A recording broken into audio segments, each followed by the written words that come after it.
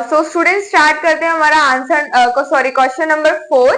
Provide a brief overview elements of ecology and explain the concept of ecological balance.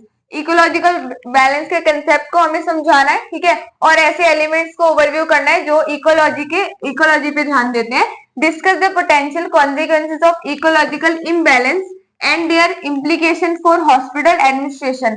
मतलब कि हमें ऐसे consequences बताने हैं जो कि हमारे इकोलॉजिकल इम्बैलेंस को इम्पैक्ट करते हैं, ठीक है, और उनका क्या इम्प्लीकेशन होगा हमारे हॉस्पिटल एडमिनिस्ट्रेशन में।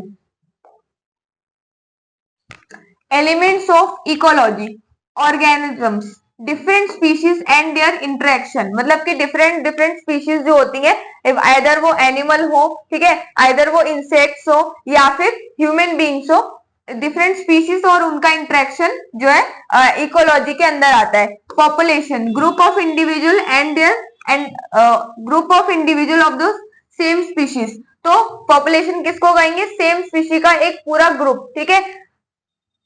Community, interaction among various species in an area. Community किसको कहेंगे कि वेरियस मतलब अलग अलग स्पीशीज का एक अलग अलग स्पीशीज मिलके एक एरिया में जब साथ में आ रही है तो उसको हम कम्युनिटी बोलेंगे। इकोसिस्टम, इकोसिस्टम में हमारा क्या आ जाएगा? Living organisms with their environment. मतलब इंटरेक्शन जो लिविंग ऑर्गेनिजम्स है उनका अपने एनवायरमेंट से इंटरेक्शन, ठीक है, किस तरीके से? जैसे कि पूरा एक इकोसिस्टम किस तरीके से चलता है कि अपना ग्रास होपर रहेगा, वो पहले मेंढक ग्रास होपर को खाएगी इस तरीके से, फिर मेंढक को अपना क्या कहते हैं, सांप खाएगा, ठीक है, फिर सांप को ईगल। तो इस तरीके से हमारा इकोसिस्टम चलता है कि वो मतलब अपने एनवायरमेंट पे ही डिपेंड है, अपने खाने पीने के लिए और अपने रहने के लिए। तो वो हमारा पूरा इकोसिस्टम में आ जाएगा, उसमें सारी स्पीशीज भी आ जाएंगी और हमारा एनवायरमेंट भी आ जाएगा। Last, biosphere. बायोस्फीयर में ये सारी चीजें बायोस्फीयर में आ जाएगी। मतलब global ecology system integrating all living beings and their relationship. मतलब कि ऐसा इकोलॉजिकल सिस्टम जो सारे ही लिविंग बींग्स और उनके रिलेशनशिप को मेंटेन करता है, ठीक है।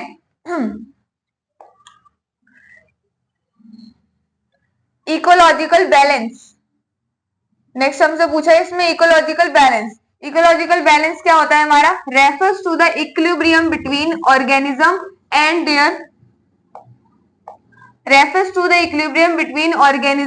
There environment ensuring sustainability. Ecological balance क्या होता है? इक्विलिब्रियम पॉइंट क्या होता है? जहां पर मतलब दोनों चीजें हमारी इक्वल रह जाती हैं कि हमारे जो ऑर्गेनिज्म है अपने एनवायरमेंट के साथ किस तरीके से इंटरेक्ट करें और सस्टेनेबिलिटी होनी चाहिए इसमें। मतलब आने वाली जनरेशन के बारे में भी सोचा जाना चाहिए। इस तरीके से जो है एनवायरमेंट का यूज किया जाए लिविंग ऑर्गेनिजम्स के द्वारा।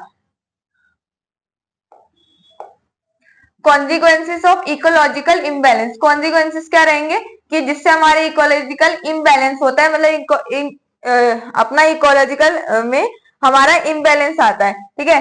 तो इससे क्या रहेगा? Can lead to increase disease prevalence affecting public health. तो इससे क्या होगा? हमारे इकोलॉजिकल में इम्बैलेंस आएगा ना, तो क्या रहेगा? डिजीजेस ज्यादा बढ़ जाएंगी, जिससे क्या होगा? हमारी पब्लिक हेल्थ को वो चीज अफेक्ट करेगी। रिसोर्स स्कार्सिटी मतलब कि रिसोर्सेस का कम होना impacts hospital operation like water and energy shortage. तो जितनी ज्यादा यार लोगों की तबीयत खराब होगी, जितनी ज्यादा हॉस्पिटल की जरूरत पड़ेगी लोगों को, उतनी ज्यादा क्या रहेगा?